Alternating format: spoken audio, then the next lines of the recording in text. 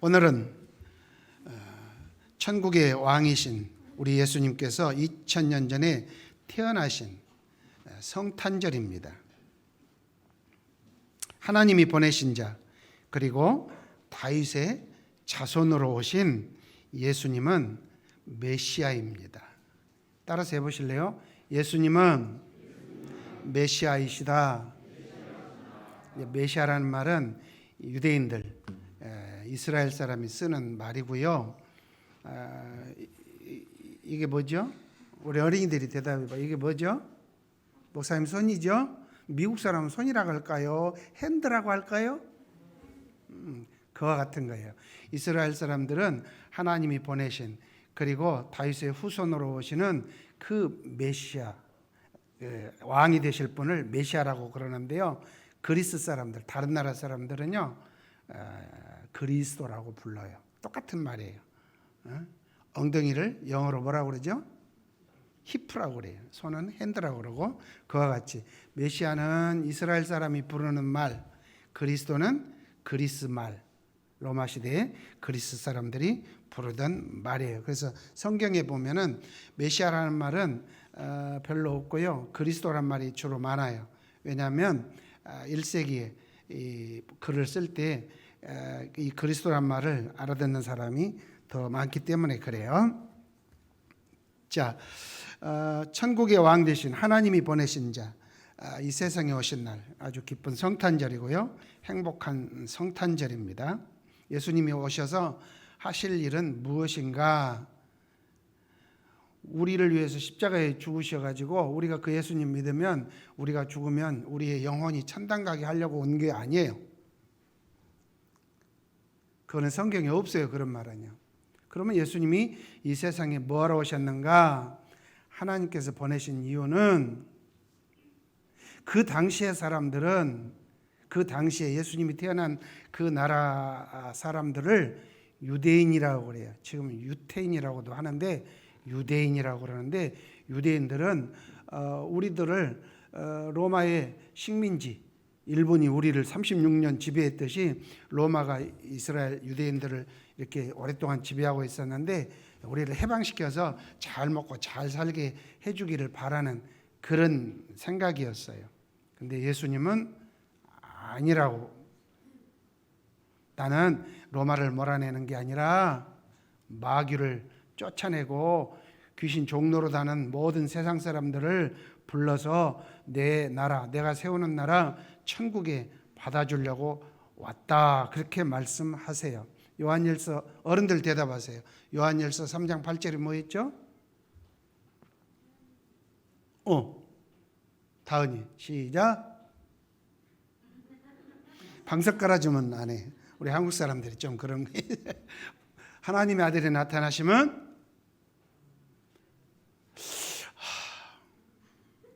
두 주 내내 그 이야기를 해줬는데, 하나님의 아들이 이 세상에 오신 이유는 마귀를 몰아내고 마귀의 일을 멸하려 하심이라.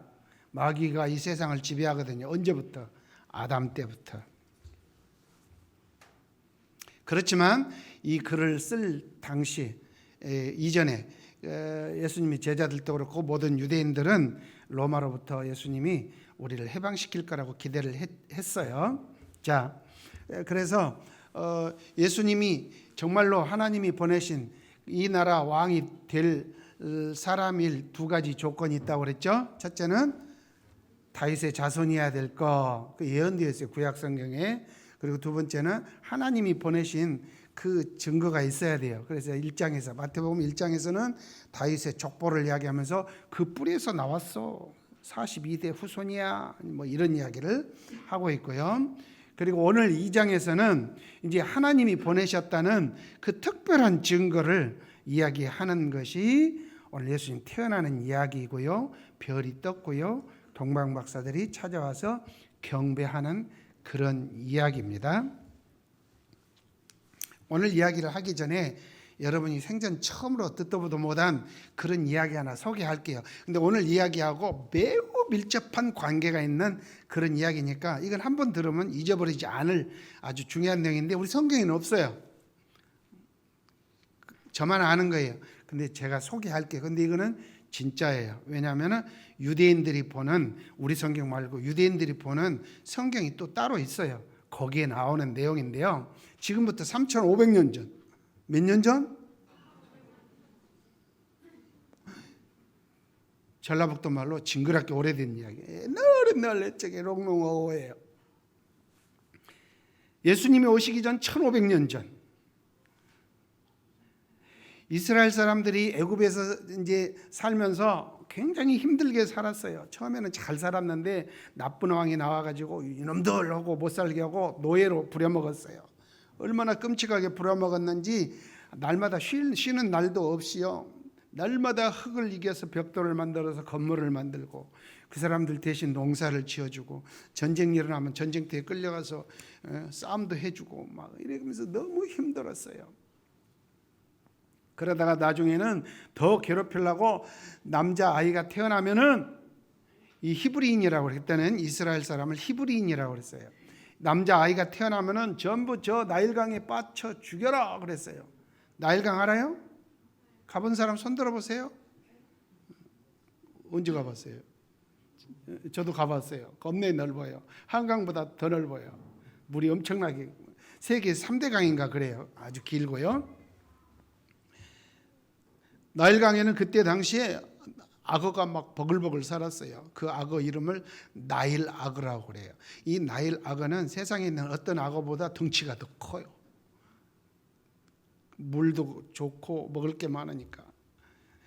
근데 거기다가 이렇게 빠뜨리면 애기를 던지면 어떻게 될까요? 악어가 꿀떡 한 입에 씹지도 않고 삼킬 정도예요. 큰 악어는 은소리 같으면 3번 막 아무 삼켜져 버려요. 무시무시해요.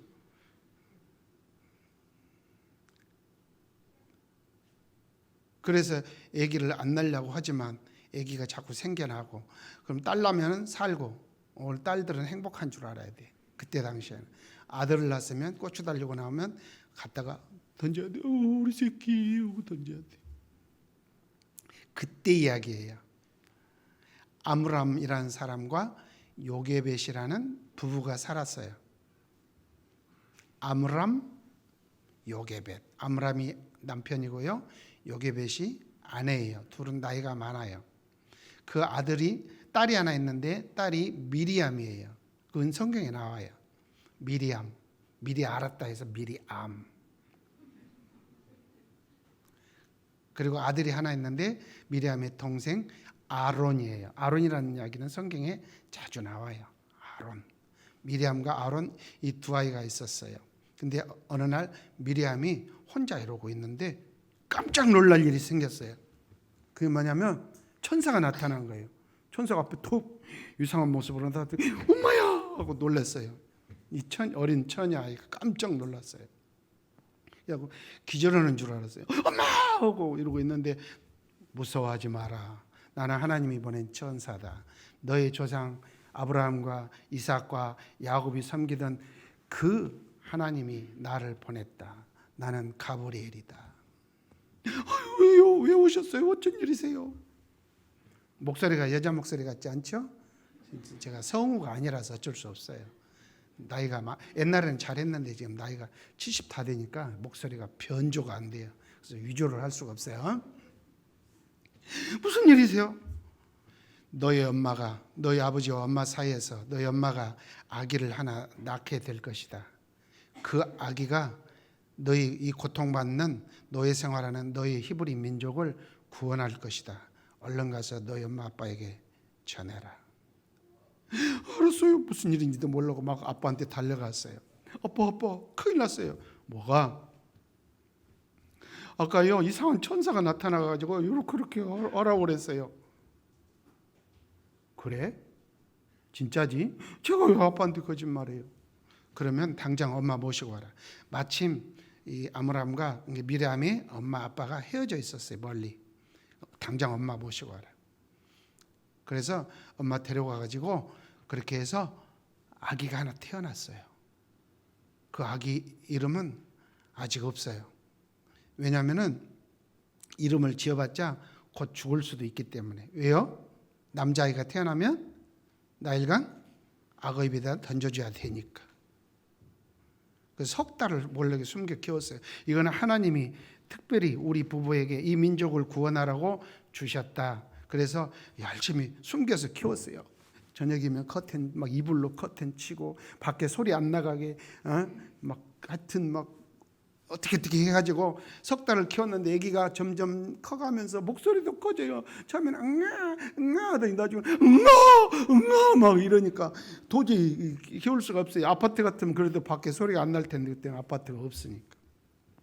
그래서 석 달째 되는 날 이제는 하나님 더 이상 키울 수 없어요. 우리 힘으로는 불가능해요. 방법이 없어요. 이 아이를 버리려니까 하나님이 죽이든지 살리든지 알아서 하세요. 그래서 나일강에 가면 파피루스라는 굵은 깔대가 있어요. 우리나라 깔대는 아주 자잘한데 물속에서 자라는 깔대가 굉장히 굵어요. 엄지손가락보다도 훨씬 굵어요. 키가 이렇게 크고요. 그걸 꺼내다가 거기 사람들은 그 껍질을 벗겨가지고요, 그 속에 있는 하얀 걸 탁 눌러서 돗자리처럼 짜가지고 막 문지르면요 종이가 돼요. 그래서 종이가 영어로 페이퍼예요. 근데 페이퍼라는 말이 이 파피루스라는 말에서 나왔어요. 이집트 나일강에 있는 그 갈대가 파피루스예요. 그 파피루스 껍질을 벗기고, 껍질은 단단하니까 속이 부들부들한 그거를 이렇게 자꾸 엮어서 막 물에다 넣고 문지르면 납작하게 돼서 말리면 종이가 돼요. 거기다 글씨를 썼어요. 근데 그 갈대를 꺼내다가 엮고, 그리고 저 아스팔트 까는 까만 거 있죠? 빛이, 거기는 기름이 막 이렇게 땅에서 그냥 솟는 그런 데가 유전이 많아요.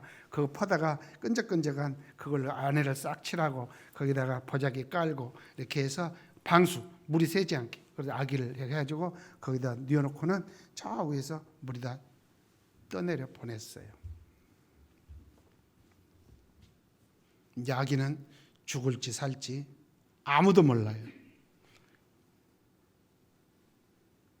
그 아기를 떠나 보내면서 아빠가 그랬어요. 야 미리암, 너 저 깔대 상자 멀찍이 잘 따라가봐. 악어가 홀라당 먹는 건지 누가 사람이 주워가는지 어디 저 물로 가운데로 떠내려가는지 한번 잘 따라가봐. 그래서 몰라게 이렇게 숨어갔어요. 숨어서 지켜보는데 마침 딱 일본 말로 아다리가 막혀, 우리나라 말로 안성맞춤으로 그때 왕의 딸 공주 이름은 핫셉수트예요. 따라서 해보세요. 핫셉수트. 나일강 저 위에 그 묘지들이, 왕들의 묘지가 있는데 거기 가면 지금도 그분의 묘지가 있어요. 핫셉수트 공주가 먹이고 하러 왔어요. 그냥 떼빗기로 먹이고 하러 온 게 아니라 나일강이 신이에요. 그 신에게 어떤 은혜를 입기 위해서 시녀들 데리고 목욕을 왔는데 한참 물 씻고 있는데 벌써 응아 소리가 나요. 야, 뭔 소리냐? 글쎄요, 애기 소리 같은데, 고양이 소리도 같고. 한번 찾아봐라. 저기 나무 뿌리에 뭐 상자가 하나 걸쳐갖고 거기서 소리가 나. 가서 건져와봐. 건져왔더니 예쁘게 생긴 애기가 있는 거예요.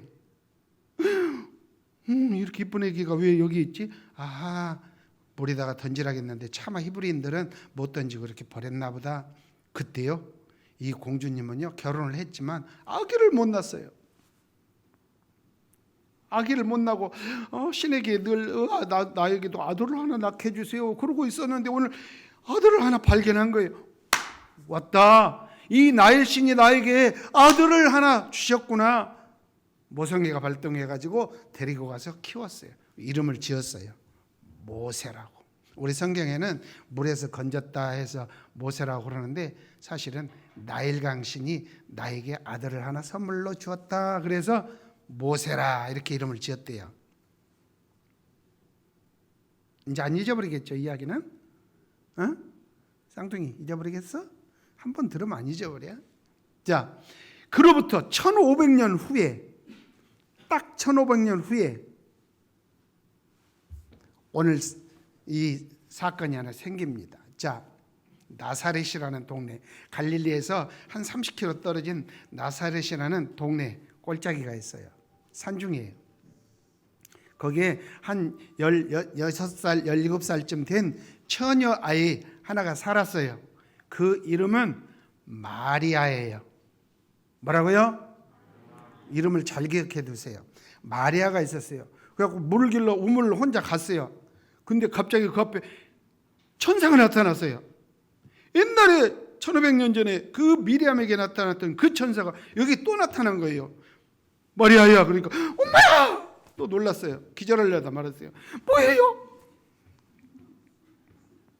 나는 너의 조상 아브라함과 이삭과 야곱이 섬기던 하나님이 보낸 천사 가브리엘이다. 아, 웬일이에요? 무서워하지 마라. 성령이 너를 덮으리니 네가 잉태하여 임신하여 아기를 낳을 것이니 아들을 낳을 것이다. 그 이름을 예수라 하라. 그게 무슨 말이에요? 저는요 아직 남자고요. 차 한 잔도 마셔본 적 없고 찻집에 간 적도 없고 영화도 본 적 없고 손도 잡아본 적도 없고 같이 자전거도 타본 적 없는데요. 하나님이 하실 거야. 네가 낳을 그 아들이 이 백성을 구원할 거야. 한참 천사가 이야기하니까 그러면 알았어요. 그렇게 되기를 바라겠습니다. 순종해야죠. 그리고 집에 갔어요. 근데 어느 날부터 자꾸 배가 불러와요. 내가 밥을 너무 많이 먹었나? 이종철 목사님처럼 복부에 지방이 쌓이나? 그러면서 걱정을 하고 있는데 자꾸 배가 불러왔어요. 아, 이게 임신이구나. 아기가 들었구나. 그와 결혼하기로 약속한 한 동네에 남자가 있었어요. 요셉이에요. 요셉이 소문을 들었어요. 가까우니까. 마리아가 결혼식도 안 했는데 손도 안 잡아봤는데 아기를 가졌다 그러니까 어머 큰일 났네 하고 끊으려고 그랬어요. 우리 파혼합시다. 그랬더니 그날 그 천사가 요셉이가 나타나서 안 돼! 김원호처럼 김원효예요? 김원희 안 돼! 하면서 이야기해 줬어요. 그가 아기를 낳은 것은 우연이 아니고 잘못돼서 그런 게 아니라 하나님이 하시는 거고 그 아기가 이 민족을 구원할 거니 데려와라. 알았어요. 데려왔어요. 그렇게 해서 태어나는 이야기가 오늘 2장이에요. 오늘 2장. 마침 저 로마에 있는 바다 건너 멀리 로마에 있는 황제가 줄리우스 시저가 명령을 내렸어요. 이 나라 모든 백성들은 호적을 하라. 왜냐하면 여러분들은 태어나자마자 엄마 아빠가 구청에 가서 다 출생 신고를 했어요. 그래서 주민등록이 있고 여러분 이름이 다 호적에 올라가 있어요. 근데 그때는 그런 거 없었어요. 그래서 호적을 다 올리시오. 자기 여기서 하든지 고향에 가서 하든지 호적을 올리시오. 명령이 떨어졌어요. 그래서 이제 마리아가 아기를 다 낳을 때가 다 됐어요. 그래서 어쩔 수 없이 요셉은 나귀에다 태우고 마리아를 데리고 100km 가까운 그 먼 길을 베들레헴까지 가게 된 거예요. 자, 아까 이야기와 뒷이야기, 모세의 출생 이야기와 예수님이 출생 이야기가 비슷하죠. 천사가 여기는 누구에게 나타났죠? 미리암. 여기에는 누구에게 나타났죠? 옛날에는 이름을 미리암이라고 했는데 시간이 500년, 1000년, 1500년 지나면서 마리아라는 이름으로 바뀌었어요. 똑같은 이름이에요. 성경에 나오는 다니엘이 미국 사람은 데니얼 그래요. 성경에 나오는 야고보를 제이콥 그래요. 미국은. 그렇게 바뀌어요. 여기 미리암이 시간이 가면서 마리아로 바뀌었어요. 미리암에게 나타났던 천사가 마리아에게도 똑같이 나타났고 미리암에게 하는 이야기가 너희 엄마가 낳을 아들이 이 민족을 노예 생활에서 구출할 거다 그랬어요. 그 천사가 마리아에게 나타나서 네가 낳을 아기가 민족을 구출할 거다 이렇게 이야기했어요. 동일한 사건처럼 보여요. 그러니까 유대인들은 이 이야기를 들으면 뭐가 생각나겠어요? 옛날 모세의 출생의 이야기를 다 알아요. 그들은 똑같네. 와, 하나님의 일이네. 이렇게 알아들을 수 있는 배경을 가지고 있어요. 처음 들어봤죠? 처음 들어보신 분들이 이따 케이크를 꼭 잡수고 가셔야 돼요. 상입니다. 자, 하여간 그렇게 해서 요셉이 마리아를 데리고 아마 3박 4일인지 4박 5일인지 모르겠지만 그 긴 거리를 가서 다윗의 동네 베들레헴에 도착해서 그래서 이제 어느 집을 들어가야 아기가 언제 나올지 모르니까 배가 부르고 금방 아기가 나올 것 같은 그런 느낌이 있어서 그래서 숙소를 잡으려고 하는데 마침 사방군데에서 여러 군데에서 같이 그 사람들도 자기 고향에 찾아와서 호적을 올리기 위해서 막 왔으니까 집은 동네는 뭐 한 100가구도 안 되고 조그마한 동네인데 묵을 집이 없어서 아기가 막 이제 엄마가 배가 아픈 거예요. 마리아가 배가 틀어요. 여러분 태어날 때 다 그랬어요. 엄마가 뭐 아파하고 죽으려고 막 그랬어요.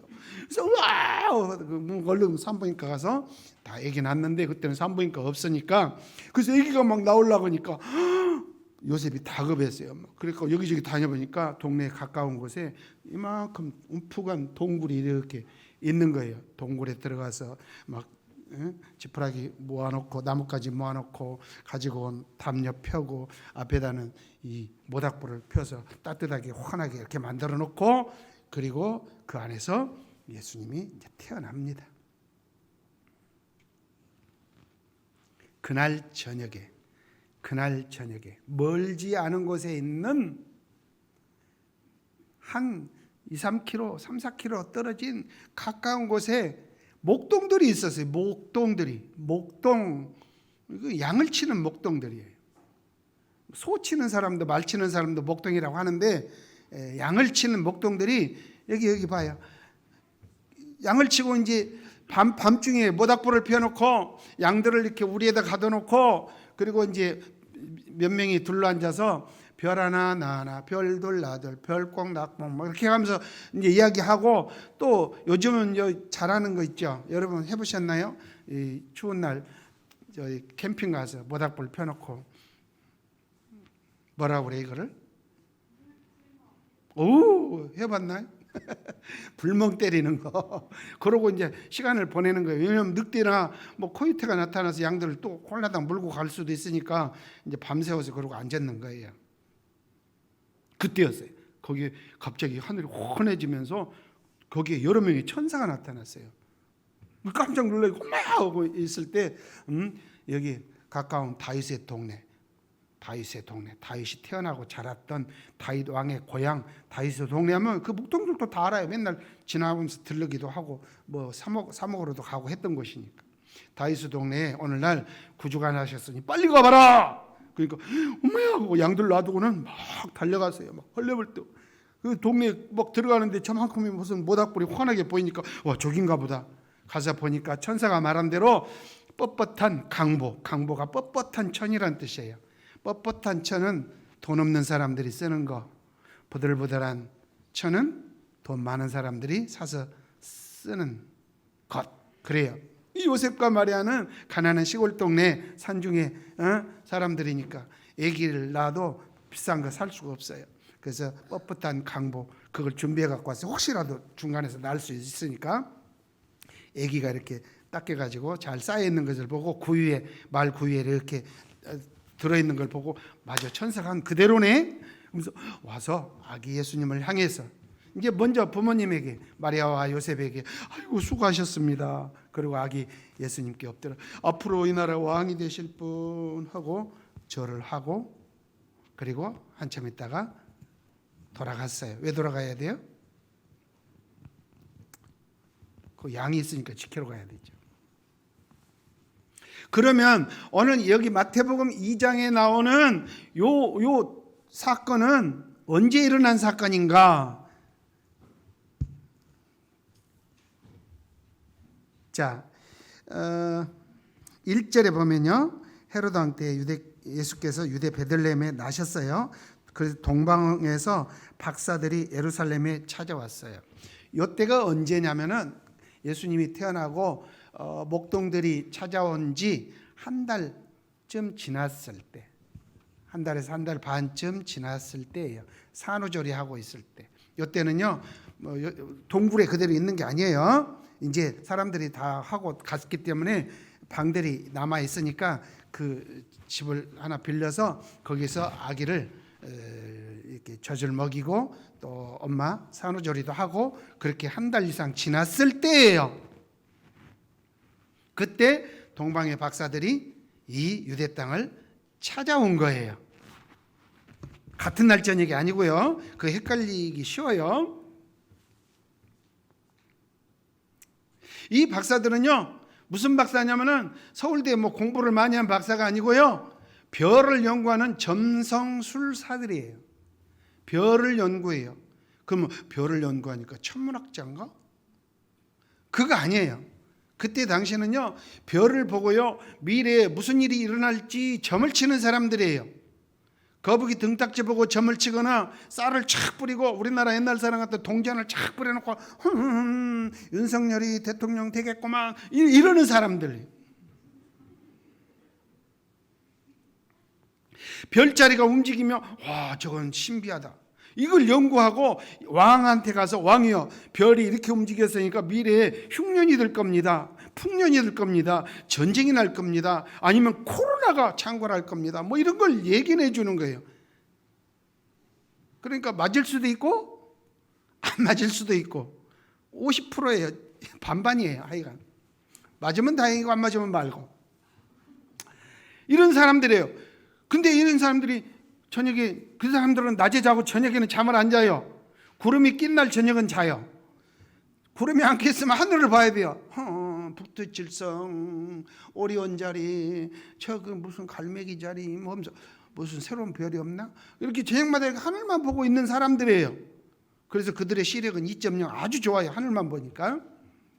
근데 어느 날 갑자기 뭔 별 하나가, 없던 별이 이렇게 뚱 떴어요. 뭐냐? 이거 뭐지? 근데 없던 별이 뜬 게 신비하죠. 근데 더 신비하게 저것이 움직이네. 저것이 왜 저쪽으로 자꾸 서쪽으로 가냐? 오늘 이거 봤는데 내일 저녁에 보면 저기가 있고 모레 저녁에 자꾸 별이 움직이는 거예요. 와, 우리는 그런 별을 뭐라고 그래요, 요즘? 혜성이라고 그래요. 혜성. 갑자기 나타나서 움직이는 별을 헨리 혜성, 뭐 무슨 혜성 그래요. 근데 그들은 그런 거 몰라요. 별이 하여튼 움직이니까 근데 이 박사님들이 들은 이야기가, 옛날부터 들은 이야기가 있어요. 갑자기 없던 별이 하나 크게 떠서 움직이고 그 별이 멈추는 곳에 위대한 왕이 태어나신단다 하는 전설 따라 삼천리를 알아요, 이 사람들이. 그런 것만 집중적으로 공부하는 사람들이니까. 와, 어딘가 위대한 왕이 태어날란가 보다. 우리 따라가 보자. 그래서 집에 가서 보따리를 준비했어요. 며칠 걸릴지는 몰라요. 한 달 걸릴지, 석 달 걸릴지, 6개월 걸릴지, 이 별이 가는 데까지 따라가야 되니까요. 그래서 낙타를 준비하고 먹을 걸 준비하고, 옆에는 또 부리는 하인들, 노예들 같은 그런 사람들 여러 명 데리고 박사 몇 명이 그 별을 따르기 시작한 거예요. 그렇게 따라오기를 한 달이 넘었어요, 지금. 근데 유대 땅 와서 별이 멈춘 거예요. 유대 땅 별이 멈췄어요. 이 별이, 여러분, 저게 높이 떠 있으면 그 밑이 어딘지 어떻게 알아요? 그래서 왕한테 찾아간 거예요. 유대 땅, 그때 왕이 헤롯 대왕이에요. 헤롯 대왕. 어린이들만 따라서 해봐요. 헤롯 대왕. 왕인데 큰 왕이라 세종 왕을 세종 대왕이라고 하죠. 그렇게 헤롯 대왕이라고 그래요. 궁궐에 찾아갔어요. 예루살렘에 찾아갔어요. 그래서 안녕하십니까? 누구십니까? 복장이 달라요. 아라비아 사람들은 막 머리에다 이렇게 터번 두르고 막 낙타 타고 오고 그러니까. 웬일로 오셨습니까? 저희들은요, 저 멀리 이라크에서, 지금의 이라크 쪽, 저 동쪽에서 왔는데요. 그런데요, 우리는 별을 연구하는 사람들인데요, 한 달 전쯤 갑자기 별이 하나 떠가지고 막 움직이지 않아요? 그래서 따라왔어요. 여기까지. 그때 별이 여기 멈췄네요. 그럼 이 나라에 위대한 왕이 난다고 그러는데 혹시 그거 아십니까? 왕이 알면 가르쳐 주세요. 그랬어요. 금시초문인데요. 금시초문이 무슨 뜻이에요? 한 번도 안 들어본, 처음 듣는 이야기인데요, 그런 뜻이에요. 그럼 어떻게 알 수 있는 방법 없을까요? 글쎄요. 그래서 오늘 말씀 보면은 4절에 왕이 모든 대제사장들과 백성의 서기관들, 이 공무원들을 모아서 야, 우리나라에서 메시아 그리스도가 어디 난다고 하는 말 있냐? 알아봐라. 가서 이렇게 하니까 그거요. 구약 성경에 여러 군데 있어요. 거기요 베들레헴에서 난다고 그랬는데요. 그래? 알았다. 그래서 박사들한테 와서 여러분이 찾던 곳이 어디냐면 여기서 멀지 않은 베들레헴입니다. 그곳에 가보십시오. 가서 만나보시고 볼일 보시고 이리 돌아오셔서 그 아기가 어디 있는지 저한테 좀 가르쳐 주세요. 그럼 저도 가서 같이 경배하랍니다. 알았습니다. 하고 박사들이 일행이 길을 떠났어요. 예루살렘에서 베들레헴은 7km에서 8km밖에 안 돼요. 멀리 보면 보일 수 있는 가까운 거리예요. 20리밖에 안 돼요. 시간으로 하면 딱 2시간이면 가요. 낙타 걸음으로는 1시간 반이면 갈 수 있어요. 아주 가까운 거리예요. 그래서 가서 물었어요. 이 목동들은요 저녁에 양치다가 천사들이 가봐라 그래서 막 오니까 동네 들어가는데 저 산 한쪽에 환하게 모닥불이 켜있으니까 금방 찾았어요. 근데 이 박사들은 금방 못 찾아요. 왜요? 숨었거든요. 어느 집에 있는지 몰라요. 그래서 동네 가서 이장님한테 물었죠. 이 동네에 혹시 최근에 태어난 아기가 있습니까? 있어요. 어디 있습니까? 저 모퉁이 돌아가면 전봇대 옆에 그 담배가게 옆에 돌아서 이렇게 그 슈퍼마켓 뒷집이긴데요. 그래서 찾아가요. 그랬더니 예쁜 아기를 나이가 어린 엄마가 보듬고 젖을 먹이고 있었어요. 와, 이 아기가 위대한 새로 태어난 왕이시구나 하면서 경배하고 선물 3가지를 드렸어요. 오늘 그게 나오죠? 11절에 보배 합을 열어. 보배 합이 뭐냐면 상자를 열어. 귀중품을 담는 상자이기 때문에 아주 아름답게 장식되어 있는 귀한 상자예요. 그걸 열어서 황금과 유향과 모략을 예물로 드리니라. 이렇게 되어 있어요. 자, 황금은 아시죠? 금반지 끼신 분들은 손을 들어 표시해 주세요. 금반지 끼신 분들. 금반지 3.7g이 7g이 28만 원. 가공비까지 30만 원 갑니다. 이만큼 손톱만큼이 30만 원 가요. 그러면 주먹만 하면 얼마나 갈까요? 이 3천만 원도 넘어요. 1kg이 8천만 원이 넘으니까요. 그 주먹만한 황금덩이를 이 왕께 드립니다. 이랬어요. 그러니까 뭐 이런 것까지 하면서 요셉 아빠가 받아서 챙겼어요. 그 다음 2번째 선물. 성경에 2번째 선물은 제가 직접 거기까지 어쩌녁에 비행기 타고 갔다가 가지고 왔어요. 유향입니다.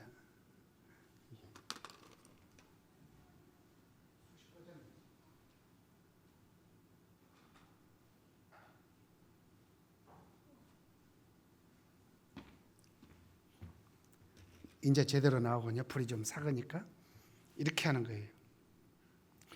나무, 사막에 있는 나무에서 나오는 나무 진액입니다. 유향, 젖 유자, 하얗다해서 젖 유자를 씁니다. 향이다. 이거는 아주 많이 나는 그런 게 아니고 일정한 곳에서만 나는 오만에서 나오는 그런 사막에 있는 나무에서 나오는 것인데 이거는 고대인들이 쓰는 향입니다. 지금은 온갖 향수와 향유 온갖 것들이 많지만 이거는 아주 귀한 것이고 생산은 이만큼인데 쓰는 사람은 이만큼이기 때문에 이거 엄청 비쌉니다. 이거 1kg하고 금 1kg하고 맞바꾸었습니다. 이 가벼워요. 1kg은 좀 많겠죠? 이만큼 따려면은 아주 많은 나무 껍질을 벗겨서 송진처럼 따야 됩니다. 이거는 성전의 성경에 보면 레위기에 보면 성소에서 향로에 피우는 것이 이 향입니다. 남자들은 이걸 이렇게 해가지고 별거 다 보여준다고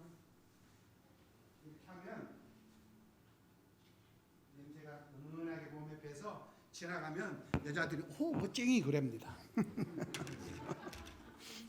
향이 이렇게 배는 것입니다. 생전 처음 맡아봤죠? 이거를 텔레비에 선전 무릎 관절통에 좀 보스웰리아입니다. 보스웰리아. 이걸 끓여서 차로 마시면 관절에 좋다고 그럽니다. 무릎 아프신 분들은 저한테 오시면 이놈은 드릴게요. 이거 엄청 비싼 겁니다. 솔로몬 왕을 찾아왔던 그 여왕이 있죠? 이름이 뭐죠? 여왕 이름이?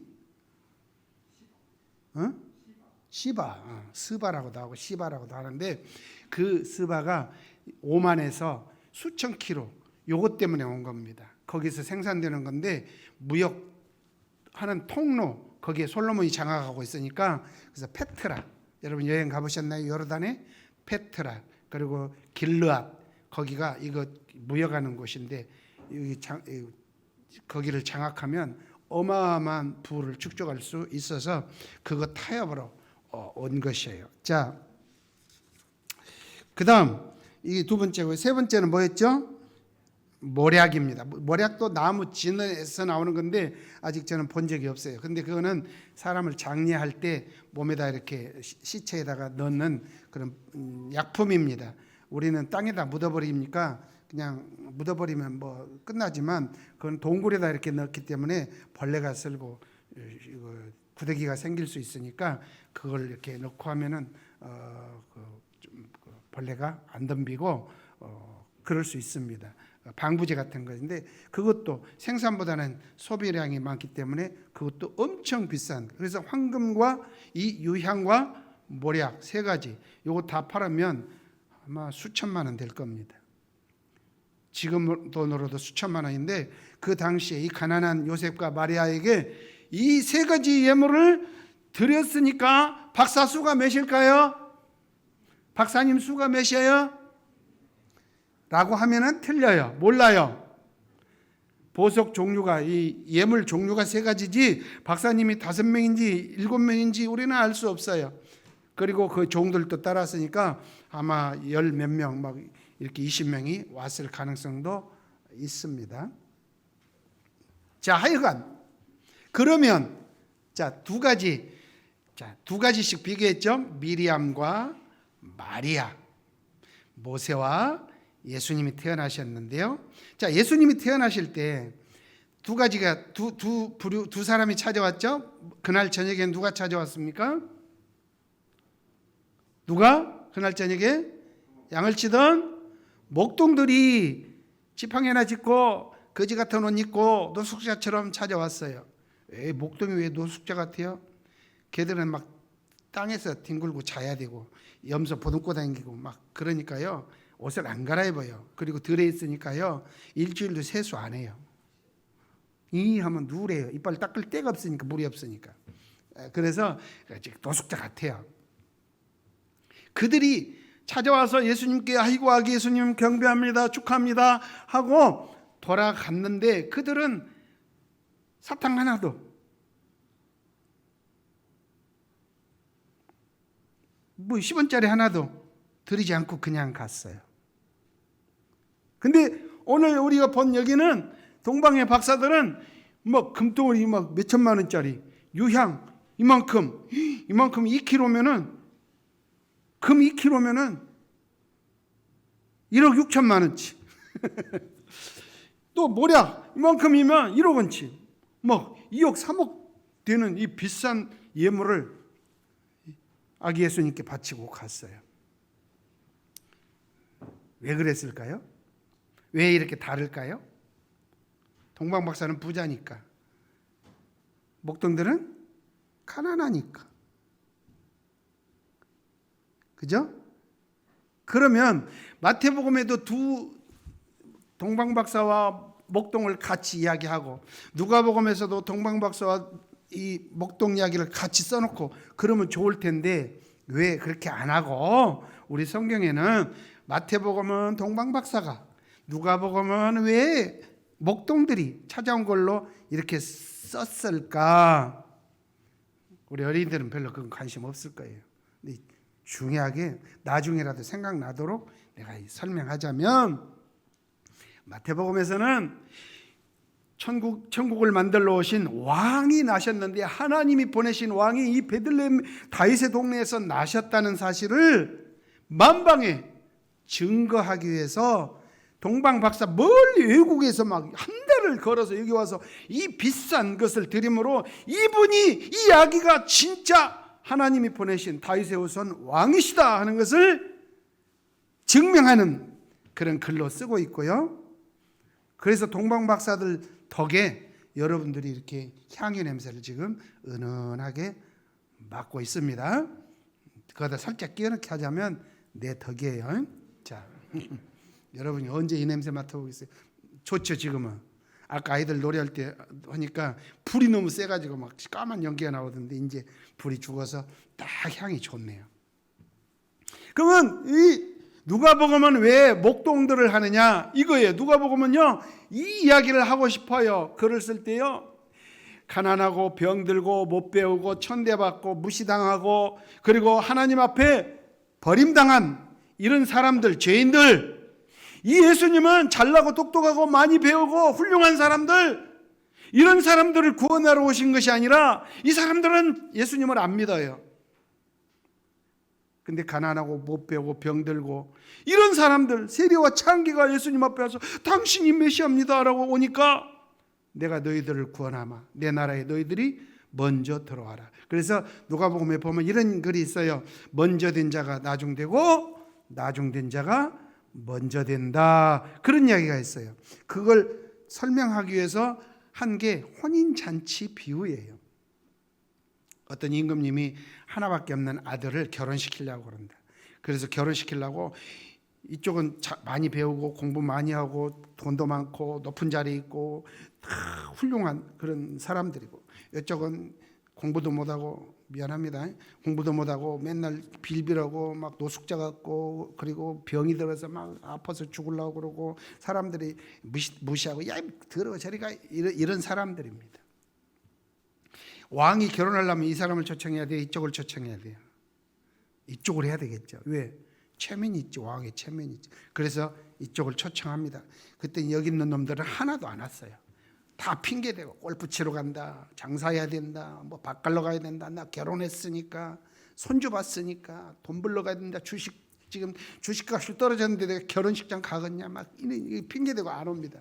그래서 결혼식은 해야 되는데 난리가 났네. 그래서 종들을 시켜서 임금님이 야, 이 사람들 데리고 와.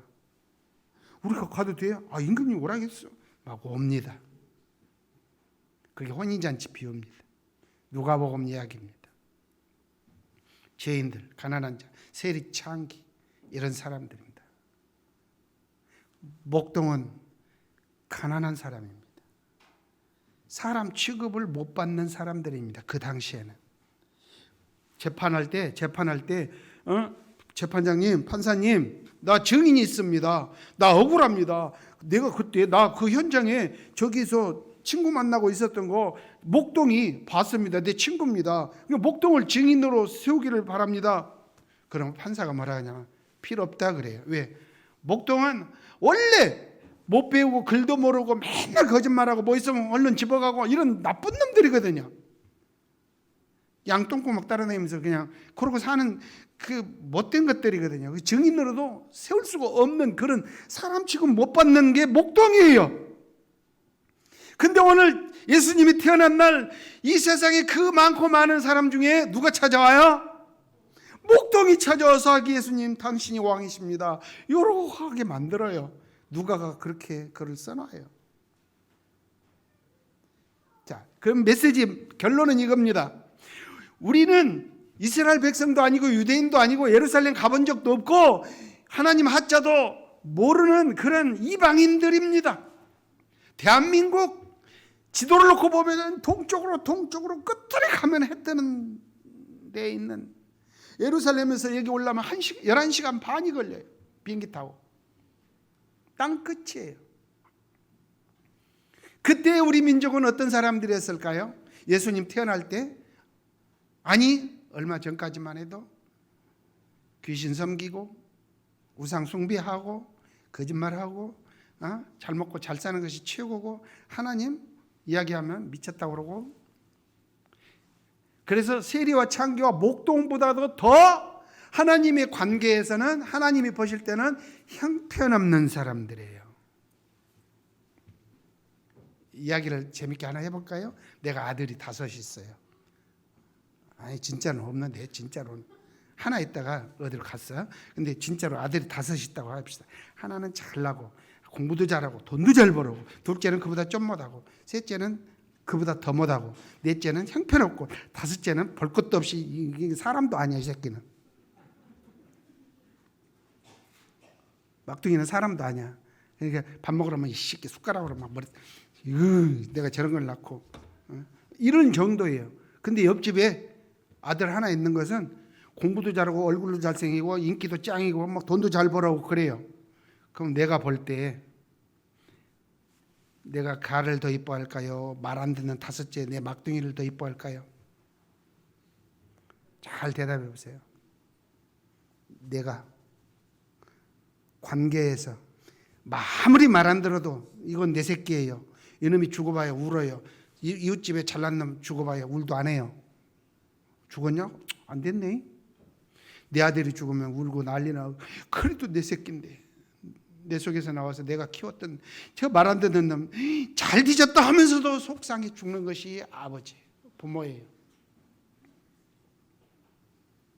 하나님의 관점에서 그래요.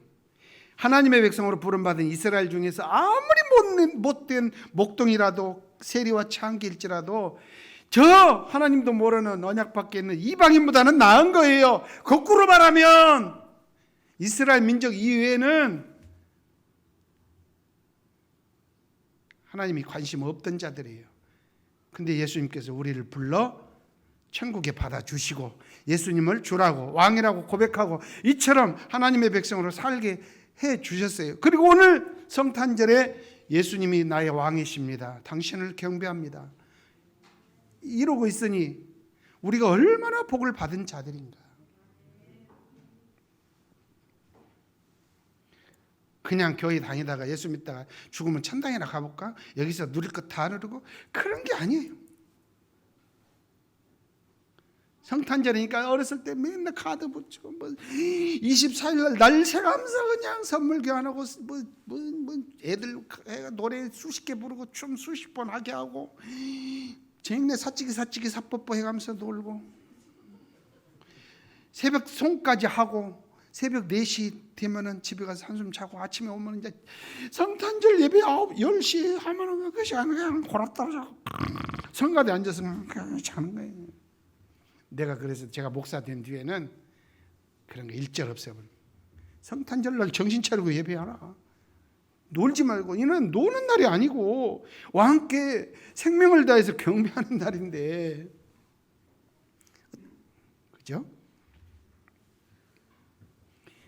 이 성탄절이 여러분에게 행복합니까? 그야말로 매리합니까? 아이고 또 성탄절인데 또 연봉 헌금 안 할 수는 없고 생활도 빠듯한데 그 마음으로 오셨습니까?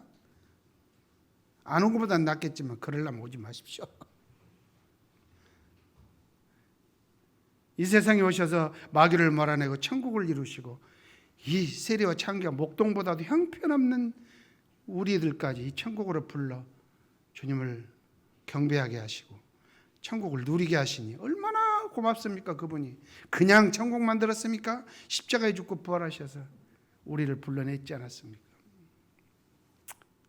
예수님 다시 오실 때 그 양반 얼굴을 볼 때까지 우리가 몇 번이나 이 성탄절 지낼지는 모르겠지만 항상 그분 기다리면서 천국 백성답게 살도록 노력하시면 오늘 성탄절이 복된 날이 될 줄로 믿습니다. 기도하겠습니다.